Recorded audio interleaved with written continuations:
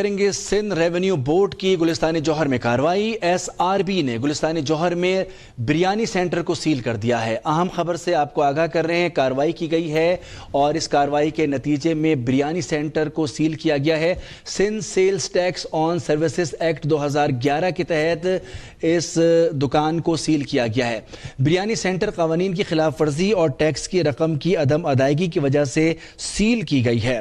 Centre की आपको बताएं कि सीलिंग के दौरान एसआरबी के अफसरान ने पुलिस की भी मदद हासिल की और टैक्स चोरों और अदम तामील करने वालों के खिलाफ सख्त कार्रवाई अमल में लाई जाएगी।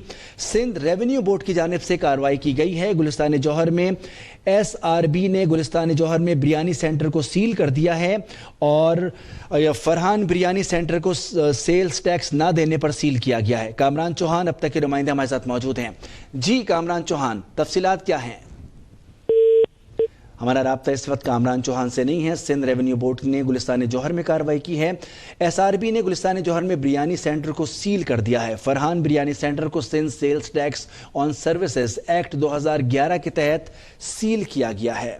बिरयानी सेंटर कानून की खिलाफ वर्जी और टैक्स की रकम की अदम अदायगी की वजह से सील किया गया है। बिरयानी सेंटर की सीलिंग के दौरान एसआरबी के अफसरान ने पुलिस की मदद हासिल की। टैक्स चोरों और अदम तामील करने वालों के खिलाफ सख्त कार्रवाई अमल में लाई जाएगी। इसी तरह से आज फरहान बिरयानी सेंटर को सील किया गया है और ये दुकान गुलिस्तान जौहर में है। सिंध रेवेन्यू की गुलिस्तान जौहर में कार्रवाई। एसआरबी ने बिरयानी सेंटर को सील कर दिया है। एसआरबी ने गुलिस्तान जौहर में फरहान बिरयानी सेंटर को सील कर दिया और इसको सील करने का अमल Sindh sales tax on service act 2011 के तहत किया गया है।